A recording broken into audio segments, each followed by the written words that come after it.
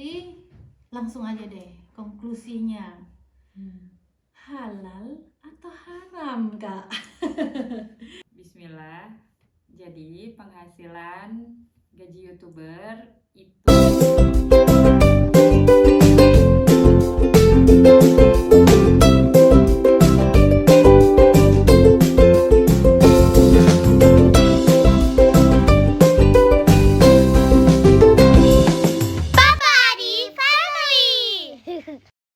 Halo, assalamualaikum. Kia hale. Apa kabar teman-teman semuanya, sahabat Papa Adi Family? Semoga semuanya dalam keadaan sehat selalu. Kali ini ada yang beda dengan YouTube Papa Adi Family ya. Bisa terlihat ya perbedaannya. Kali ini kita ala-ala podcast gitu. Nah, kenapa kita bikin ini? Karena ini adalah lanjutan dari YouTube kita yang ini, ya. Yang mana ya? Aku taruh di sini ya. Yaitu lanjutan dari YouTube kita yang waktu kita meliput sidangnya Kak Farah di Pakistan. Nah, waktu itu kan tentang gaji AdSense YouTube itu halal atau tidak. Nah, kita udah mulai ditanya nih sama subscriber kita nih, pertanyaannya nih ya. Ini juga nih. Jadi sebenarnya gaji YouTube AdSense itu halal atau haram? Nah, nggak usah panjang lebar, kita langsung aja kita tanya yang bikin tesisnya langsung. Oke? Ayo Kak Farah, halo.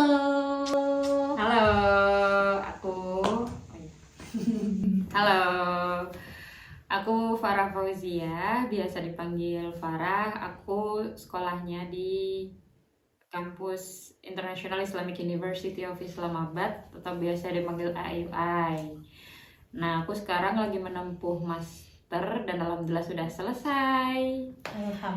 Alhamdulillah di Fakultas Syariah and Law jurusan Islamic Law and Jurisprudence atau fikih dan usul fiqh, yaitu yang ngebahas tentang fikih pastinya sama dasar-dasar dari fikih tersebut itu apa gitu. Wah, keren banget ya Kak Farah jurusannya. Nah, kita langsung aja ya menjawab pertanyaan teman-teman ya, tapi kita minta penjelasan dulu nih ya dari Kak Farah. Kak Farah, kenapa sih milih judul itu? Ya, kita dengar jawabannya ya. Kenapa sih milih judul ini gitu ya? Karena kamu mah. Karena aku. Iya, jadi aku kan selama menulis itu, even dari aku skripsi sampai aku tesis sekarang juga gitu.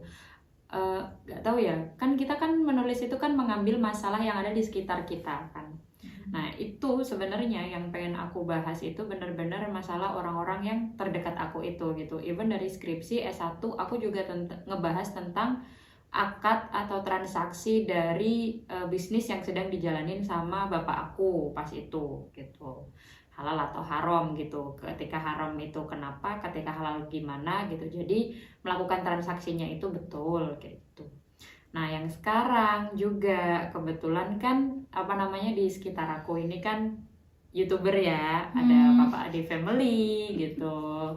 Nah itu yang paling deket sih gitu. Terus pas itu juga banyak teman-teman yang udah mulai buat YouTube gitu. Jadi aku pengen tahu nih gitu, gimana sih biar teman-teman sekitar aku ini ketika melakukan transaksinya, ketika mendapatkan penghasilan dari YouTube, first dia halal atau haram gitu. Kedua, ketika dia halal berarti adakah syarat-syaratnya? Ketika dia haram, ya berarti aku kan harus mengingatkan kayak gitu. Nah, sekarang di sini kita bahas. Wah, keren banget Kak Farah ya. Jadi kita tuh kalau mau bikin penelitian untuk tesis kita atau skripsi kita sebenarnya nggak perlu jauh-jauh nyari bahan. Cari aja masalah di sekitarnya ya kan. Ternyata aku adalah masalah. Oh bukan ya. Ternyata dia perhatian dong sama aku pastinya dan sama orang-orang sekitarnya. Berarti Kak Farah ini orangnya perhatian ya. Wow, keren banget. Nah, sekarang langsung aja, kita nggak usah pakai basa-basi. Langsung aja kita tanya, gimana sih Kak isi dari tesis Kakak? Ayo kita dengar jawabannya. Tapi kalau bahas tentang isinya bakal lama ya kayaknya. Ini podcast nggak cuman 1 jam tapi sampai kayak selesai durasi sidang kemarin itu memang ya Allah. Kan lama ya gitu. Tapi di sini aku pengen highlight poin-poin penting aja buat teman-teman juga biar langsung tahu nih apa-apa yang harus di highlight, apa-apa yang harus diingat biar teman-teman ketika ngelakuin pekerjaan ini atau berkecimpung di bidang ini itu tahu bagaimana halal atau haramnya kayak gitu. Jadi sebenarnya sudah banyak ya penjelasan dari ustadz-ustadz. Kalau misal kita lihat di YouTube ataupun di artikel-artikel juga sudah banyak dari mufti-mufti, nggak cuma dari ulama dari Indonesia, ada juga ulama-ulama dari Saudi, dari Mesir. Itu banyak sudah bahwasannya hukum asalnya menjadi youtubernya dulu nih ya kita. Hukum asal menjadi youtuber itu boleh dengan catatan. Oh iya. Alhamdulillah dulu ya. Alhamdulillah dengan catatan gitu. Pertama, pastikan kontennya itu berisi hal yang syar'i gitu. Dan itu pasti bermanfaat gitu. Nah, yang kedua gitu. Yang kedua, ketika kita membahas tentang monetisasi YouTube yang dari iklan, karena kan sebenarnya banyak ya Mah ya, monetisasi YouTube itu nggak cuma dari iklan guys. Ya, betul. Jadi banyak juga, ada kita bisa dapat dari viewer, ada kita bisa dapat dari endorse, dari kita jualan di situ juga bisa. Ada juga dari penonton YouTube Premium. Iya. Nah itu, tapi kita di sini fokus ke AdSense-nya nih gitu. Nah ketika kita bahas tentang AdSense, semua ulama sepakat karena mengambil penghasilannya dari iklan, kita harus memastikan iklan itu halal atau haram gitu. Jadi kalau misal iklannya itu berisi tentang sesuatu yang halal, ya berarti penghasilan yang kita dapatkan halal. Tapi kalau enggak, ya penghasilan itu haram kayak gitu. Ada juga ulama yang menyebutkan bahwasanya hukum asal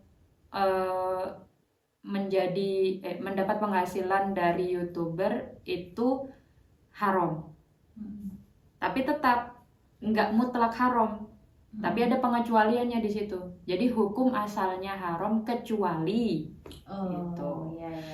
Ada pengecualiannya. Pengecualiannya sebenarnya sama dengan yang sebelumnya. Pertama, kecuali jika isi kontennya itu bisa dipastikan halal. Dan yang kedua udah pasti otomatis karena AdSense kembali kepada iklannya. Iklannya sendiri juga yang dilihat oleh penonton juga harus halal kayak gitu. Nah tapi sebenarnya di sini udah sedikit menjurus ya, jelas gitu. Jadi dari kedua pendapat ini sebenarnya keduanya itu membolehkan gitu. Karena kalau boleh dia dengan syarat, kalaupun tidak boleh dia ada pengecualian gitu kan. Berarti kan udah jelas nih sebenarnya kita dapat satu poin bahwasannya nggak mutlak diharamkan, tapi ketika halal itu ada syarat-syaratnya. Nah jadi di sini pengen kita perjelas nih gitu. Cuman aku nggak pengen nih memperjelasnya sendiri gitu kan, karena aku kan di sini cuman sebagai mengamatinya dari segi teori gitu kan. Di sini ada Mama Dika juga yang praktisi ya, jadi kita bisa lengkap nih guys. Penjelasannya gitu. Nah jadi sebelumnya aku untuk menentukan langkah-langkah konkret nih Mah, gimana sih biar si YouTuber ini ketika mengambil iklan ini benar-benar halal nih, kita harus tahu dulu mekanismenya gitu. Nah gimana sih Mah kalau Mama untuk itu AdSense ya? Untuk AdSense khususnya, dari Mama jadi YouTuber biar dapat uang dari AdSense itu gimana? Teman-teman nih ya, mekanisme mekanismenya dari bikin YouTube ya sampai monet. Nah mekanismenya itu ya kita sign in dulu di YouTube, kita bikin account. Terus udah bikin account, kita nggak langsung tuh monet pastinya dong. Nah kita itu udah resmi, kita menjadi content creator. Nah setelah itu kita berkreasi lah dengan membuat konten, bikin konten, nanti kan ada yang nge-view kita. Nah ketika bisa dimonet itu adalah mencapai 1000 subscriber dan 4000 jam tayang. Nah, kalau udah mencapai itu, kita kayak dapet email gitu dari YouTube, selamat kamu bisa mendaftarkan akun kamu untuk monet gitu. Udah Eligible. belum deng, belum tulisan eligible ya. Udah deh, udah eligible, tapi belum diurus. Nah, kita harus urus dulu, daftar tuh KTP, NPWP, syarat-syaratnya lumayan, nomor rekening, alamat lengkap, terus nanti juga mereka akan ngirim PIN ke alamat kita. Pada saat itu emang rada susah tuh Kak. Aku sedikit cerita ya. Karena pengiriman PIN ini banyak masalah juga di YouTuber lain, karena ada yang bilang nggak nyampe, nyangkut di tukang pos gitu kan. Nah, kalau aku kebetulan itu nyangkut di tukang pos yang di rumah aku yang di Indonesia. Akhirnya diambilin kan sama keluarga ke kantor pos. Kalau udah dapet PIN itu kita masukkan, langsung tuh kayak udah monet. Jadi PIN itu penting banget ya. Kita harus mengusahakan sampai dapet PIN. Nah, terus setelah sudah eligible, oke, kita udah eligible ya. Berubah tuh kan di YouTube kita, manage-nya udah mulai ada tanda dolar. Nah, tapi itu juga dolarnya belum langsung aktif. Kita harus mengaktifkan sendiri secara manual di setiap video gitu. Kita aktifin, caranya ada, nanti kita tinggal klik on or off gitu. Kalau kita off, nanti cuma warna abu-abu doang dolarnya. Kalau on, hijau.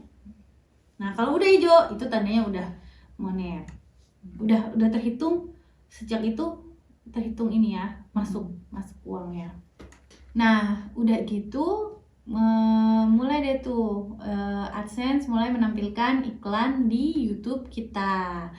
Nah, nanti dari AdSense dari iklan-iklan itu yang ada di YouTube kita kan ditonton tuh sama banyak orang. Itu tuh bisa ada statistiknya, kita bisa cek di YouTube Studio. Itu lengkap banget. YouTube Studio tuh enaknya bekerja dalam dunia digital, semua tuh kedetek kan. Even iklannya, semuanya deh pokoknya kita bisa lihat di situ. Nah, setelah sudah dihitung-hitung ya sama YouTube-nya, kita mulai dapat uang, tapi belum bisa langsung cair juga. Cairnya ya nanti minimum $100, baru langsung cair masuk rekening. Gitu Kak. Oke. Nah, sekarang kita langsung ya masuk ke beberapa poin yang mungkin harus nih kita highlight untuk memastikan gimana sih biar penghasilan kita dari YouTube itu benar-benar halal gitu. Kita mulai masuk dari pertama ya. Ketika membuat konten, itu yang menentukan kita atau YouTube mah? Kita lah yang nentuin. Ya. Nah, karena kita yang membuat kan, kita yang membuat. Jadi itu kayak produk, dibilangnya kan itu digital produk. Nah, berarti kita masuk ke poin yang pertama tadi kan, hukum asalnya dibolehkan itu ketika kontennya itu harus syar'i atau sesuai dengan sesuai dengan ajaran Islam gitu. Nah, berarti kalau karena bukan YouTube yang mengatur konten kita, which is kita sendiri kan, berarti kita yang menentukan kita mau jadi vlogger atau kita mau dakwah di situ, atau kita mau ngisi konten kita dengan ngaji Quran atau apa. Nah, gitu. Berarti kita harus memastikan nih bahwasannya konten itu sendiri itu halal dulu. Kayak gitu. Okay. Tunggu Kak. Berarti kalau aku gimana? Kan aku kontennya menampilkan keseharian family vlog gitu loh Kak. Gimana Kak? Ya boleh ya. Ya boleh kan, Mama kan, yang aku lihat nih ya YouTube Mama itu alhamdulillah ya selalu menampilkan sisi positif dari Pakistan gitu. Iya. Even dari segi ya kita tahu lah gimana Pakistan, tapi mama itu inisiatif untuk hanya menampilkan yang positif-positifnya aja gitu. Terus dari pun keseharian mama kan juga pakai hijab kayak gitu kan. Iya, saya Terus menuntut nggak ada aurat juga ya. yang mengajak untuk kepada yang zolim atau kepada yang jelek-jelek, itu kan alhamdulillah nggak ada gitu. Jadi boleh. Alhamdulillah, tenang. Terus lanjut. Nah, tadi Mama juga bilang ketika kita udah jadi nih, kita udah bisa nih memastikan konten yang kita buat itu benar gitu. Konten yang kita buat itu halal gitu. Nah, kita masuk nih ke proses monetisasi iklannya. Mama tadi bilang kalau misal monetisasi iklan itu kita bisa milih gitu kan. Iya. Nah, kita bisa milih. Oh iya, bisa milih di on offin. Di on offin. Nah, ketika kita bisa milih di on offin, nah ketika kita mengonkan itu berarti kan ada keuntungan nggak sih Iya. untuk kita Masuk dari masuk iklan. berarti masuk nih keuntungan atau uang yang gaji YouTuber itu Iya. tadi kan ke kita gitu. Nah, terus habis itu kalau misal kita ngaktifin iklan gitu, apa sih Mah yang bakalan didapat keuntungannya dari YouTuber kalau dia ngaktifin? Keuntungannya ya uang dapatnya gitu. Kita tuh bisa atur Kak, iklan apa yang boleh ditampilkan di channel YouTube kita. Enaknya gitu sekarang ya, nggak tahu dulu ya. Pokoknya selama aku memutuskan menjadi YouTuber itu kita punya kan ada YouTube Studio. Di YouTube Studio itu ada pengaturan kayak posisi iklan di mana, di depan, di tengah, di belakang gitu. Nah, ada juga akun AdSense. Nah, di akun AdSense itu kita harus login juga tuh ya. Kita harus punya akun AdSense. Nah, di situ baru lengkap. Di situ kita bahkan bisa blokir iklan lebih spesifik klasifikasinya. Di situ kita bisa milih even birth controlnya ada. Jadi umur di bawah 10 atau umur di bawah 12 tahun nggak boleh nih nonton YouTube kita. Kita bisa kontrol itu dengan ada pilihannya, nanti kita tinggal pilih allowed atau dimatiin allowed-nya gitu loh. Nah, kalau kita matiin allowed-nya berarti anak-anak di bawah umur 12 tahun kan nggak boleh gitu. Nah, terus ada juga pengaturan yang lebih detail lagi, ada 22 jenis iklan di dalam akun AdSense yang bisa kita atur dari mulai kayak iklan apa sih kalau misalnya sabun, sampo itu apa ya? Healthcare. Ya, health and body care, food juga makanan, terus pokoknya ada 22 jenis ya. Itu bisa kita atur boleh tampilin atau enggak gitu. Seperti contoh, kalau misalnya kita nggak mau tampilin sabun, iklan sabun kan kamu tahu sendiri ya, pasti membuka aurat gitu ya kan, akan menjurus ke situ gitu kan. Tidak bisa kita pungkiri lagi, namanya juga iklannya buat badan gitu kan. Itu bisa kita nggak bolehin, kita tinggal pilih aja not allowed. Gitu enaknya di YouTube Kak. Wah, berarti kita punya keuntungan nih ketika kita ngaktifin iklan. Itu tadi, pertama kita bisa dapat uang, kedua kita bisa ngatur di mana nih iklan yang mau kita taruh, sama kita bisa memfilter-filter nih gitu. Nah, terus kalau seandainya kita nggak ngaktifin Mah, apa iklan itu bakalan berhenti? Maksudnya apa iklan itu bakalan nggak muncul sama sekali dari YouTube kita? Ketika nggak ngaktifin monet ya, tetap ada iklannya. Siapa yang ngaktifin? Yang nampilin YouTube. Nah, itu.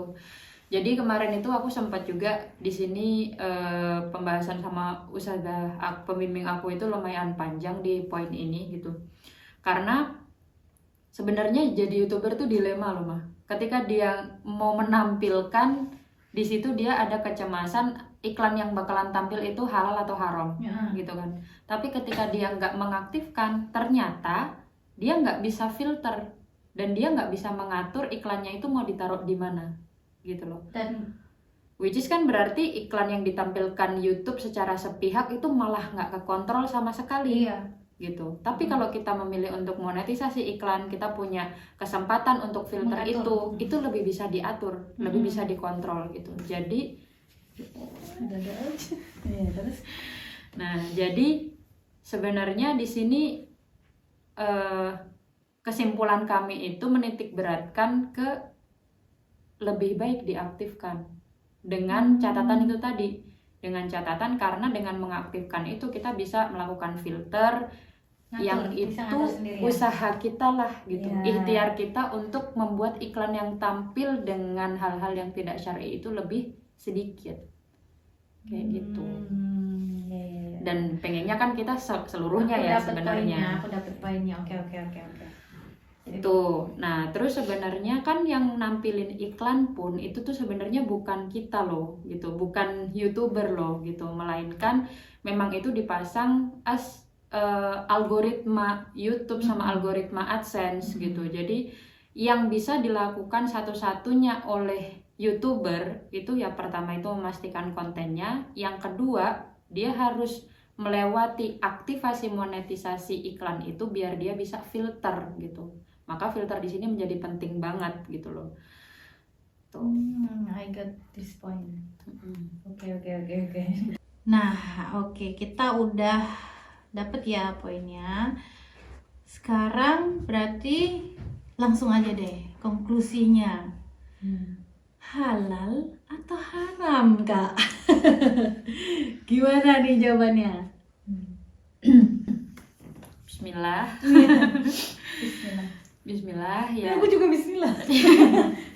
Bismillah. Jadi penghasilan gaji YouTuber itu halal. Dengan catatan ya, tetap harus ada dengan catatannya itu, karena kan seperti yang ulama-ulama bilang tadi. Pertama, kontennya itu harus benar-benar syar'i, benar-benar halal. Nah, kemudian yang kedua, dia ketika melakukan monetisasi YouTube gitu, si YouTuber ini harus aware sama filter iklan itu tadi gitu. Karena ketika kita memfilter, ya itu tadi gitu, kita itu ikhtiar kita untuk meniadakan konten-konten atau iklan-iklan yang enggak syar'i itu tadi gitu. Jadi ikhtiar kita untuk memastikan bahwasanya penghasilan yang kita dapatkan, nah itu sesuai dengan syariat gitu. Nah, kemudian gimana kalau seandainya kita udah berusaha untuk filter, tapi kemudian masih ada iklan yang kita kan ulama tahu atau enggak gitu. Nah, ada salah satu ulama yang menganjurkan sebagian dari penghasilan itu kita sedekahkan. Masya Allah gitu. Ya. Karena kan kita nggak tahu ya, benar-benar kita nggak bisa mengontrol sama sekali. Betul. Dan itu bukan kehendak kita juga, karena itu AdSense yang menampilkan sesuai dengan algoritma dari penonton gitu. Nah, kemudian ada tugas juga nih buat penonton, nggak cuman YouTuber doang mah. Kenapa? Karena kan sebenarnya iklannya tampilnya muncul based on algoritma yang disesuaikan sama penonton itu. Persona penontonnya. Dia ketertarikannya apa, di situ bakalan muncul iklannya ya sesuai dengan apa yang dia interest itu. Itu kerjanya algoritma. Benar. Nah, jadi ada juga nih pesan-pesan buat para penonton. Pertama, ketika nonton itu tadi juga, ketika melihat iklan yang nggak sesuai dengan hukum atau lebih baik nggak usah dilihat lah, gitu. Pertama gitu. Yang kedua, bisa langsung skip, atau bisa seandainya kan nggak semua iklan kan seperti itu kan, Nah, ketika melihat ketika melihat iklan yang nggak sesuai, itu teman-teman juga bisa blokir iklan itu. Bisa. Kan ada pengaturannya kan, bisa langsung diblokir gitu. Atau sekalian aja beli YouTube Premium. Betul. Karena dengan beli YouTube Premium itu udah pasti no iklan, dan itu langsung loh penghasilannya. Kalau kita itu as YouTube Premium, kita nonton video dari YouTubernya, itu auto penghasilannya masuk meskipun kita nggak nonton iklannya sama sekali gitu. Jadi ini kesimpulan saya sama ini kesimpulan aku sama pembimbing aku, kenapa kita sampai mengambil titik ini, itu ada sebabnya, mah. Karena kan orang-orang yang sudah menjadi konten kreator kan mulai banyak, YouTuber itu mulai banyak gitu. Orang yang masuk ke YouTube itu juga bukan hanya orang yang awam aja gitu, yang pengen ngelihat YouTube itu pengen nyari hiburan aja gitu. Bahkan YouTube itu sekarang udah dijadikan juga untuk rujukan ilmu-ilmu juga gitu loh. Jadi buat teman-teman YouTuber gitu yang memang kontennya dipergunakan untuk dakwah bahkan gitu, atau vlogger-vlogger yang positif, atau untuk podcast-podcast yang positif gitu, dilanjutkan gitu. Kenapa? Karena banyak manfaat yang datang dari situ. Kemudian bahkan sekarang ada salah satu ulama yang menjelaskan kalau dulu ulama-ulama dulu itu cara meninggalkan mereka cara meninggalkan ilmunya itu dengan tulisan, mah. Tapi kan kita juga harus menyesuaikan ya dengan generasi yang sekarang gitu. Apakah mereka masih relevan dengan buku-buku kayak gitu. Nyatanya kan teman-teman sekarang lebih banyak beralih ke video, yang masuk ke YouTube itu lebih banyak lagi gitu. Maka ya jangan kemudian kita berhenti mengatakan bahwasanya penghasilan YouTube itu gak boleh sama sekali gitu. Karena kan kalau misal kayak gitu orang-orang jadi takut kan, mah, mau berdakwah gitu. Digital ya. Jadi lebih baik dilanjutkan gitu, karena bahkan Islam itu perlu loh kita kenalkan. Islam itu agama yang rahmatan lil alamin gitu, yang benar-benar harus kita sampaikan juga dakwahnya, nggak cuman berhenti di Rasulullah, tapi ya kita juga harus semuanya mengenalkan kepada orang lain tentang gimana Islam itu. Tapi kalau misal kita hanya menjelaskannya lewat kayak gini aja, ya gimana orang lain bisa tahu gitu loh. Ketinggalan juga sih ya. Ketinggalan juga, benar gitu. Nah makanya lewat YouTube ini harus sih menurut aku ya, Maya. Jadi boleh ya Kak lanjut ya Kak ya. Lanjutkan, tapi jangan lupa itu tadi diingetin juga kalau ada teman-teman YouTuber yang lain ya, ini yang sama-sama menebar kebaikan, sama-sama menebar sisi positif gitu, diingetin gitu, jangan lupa filter, jangan lupa ini kontennya harus tetap syar'i gitu, mah. Ya lega deh Mama.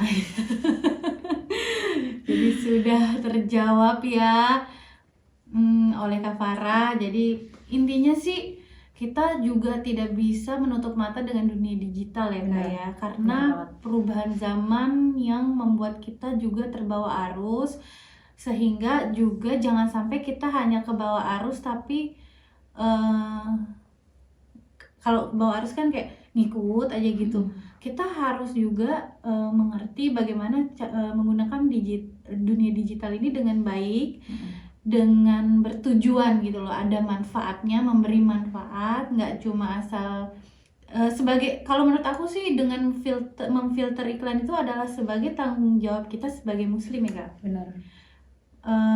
Ini yang membedakan kita YouTuber yang muslim dengan YouTuber lainnya ya. Ini sebagai tanggung jawab kita sebagai muslim YouTuber gitu loh, bahwa kita nggak boleh abai dengan filter ini gitu loh. Kita harus concern di situ, karena kan agama kita juga udah ada aturan-aturannya ya. Sebenarnya kalau menurut aku tuh menjadi YouTuber tuh sama kayak kerja loh Kak. Jangan dikira alah konten gampang gitu. Jangan dikira gampang, ngeditnya juga bikin kita sampai bergadang-bergadang, terus ngasah skill lagi. Kita yang aku udah ibu 4 anak gitu ya, harus belajar lagi ngedit tuh butuh spare waktu, spare tenaga, harus multitasking juga gitu loh. Itu kan sama aja kayak orang kerja, capek juga gitu. Dan konten itu adalah sebuah produk, dinamakan digital produk. Jadi digital produk tuh kayak musik, nyanyian, lagu itu masuk digital produk. Konten-konten masuk digital produk, dan sekarang tuh juga banyak yang video buat pelatihan-pelatihan gitu loh yang bisa di-download. Itu kan juga digital produk. Jadi sekarang tuh udah zamannya digital produk tuh udah banyak gitu. Nah, kita sebagai muslim harus banget concern pada kehalalan atau ketidakhalalannya gitu ya, kayak intinya gitu ya. Oke deh kalau begitu, Mama makin semangat membuat konten-konten, walaupun ya mohon maaf ya kalau misalnya jarang upload ya karena kesibukan. Oke, terima kasih banyak Kak Farah sudah mau diganggu waktunya. Enggak mah. Dalam waktu dekat ini Kak Farah mau pulang ke Indonesia loh, karena udah lulus. Alhamdulillah. Kak Farah tuh udah S2, udah malah dia juga one of pendirinya Dulang Lombok, restoran di Pakistan, restoran Indonesia di Pakistan. Gitu. Tapi Dulang Lombok masih ada, tenang aja ya Kak ya. Dulang Lombok masih ada, walaupun Kak Farah udah pulang, ada penerusnya. Semoga Kak Farah, kita doain yuk sama-sama ya, semoga Kak Farah di Indonesia makin sukses dan berjaya, makin soleha, dan cepet-cepet jodoh. Amin gak? Amin. Amin aja ya. Oke, terima kasih banyak Kak Farah, makasih teman-teman. Pokoknya kalau misalnya masih ada banyak pertanyaan, komen aja di bawah ya. Komen apa aja yang mau kamu komentarin atau tanyain, komen di bawah. Tapi ingat, harus komentar yang positif, jangan yang negatif, nanti kena penalti dari Kak Farah loh. Jangan macam-macam ya. Oke, bye-bye. Terima kasih ya udah nonton.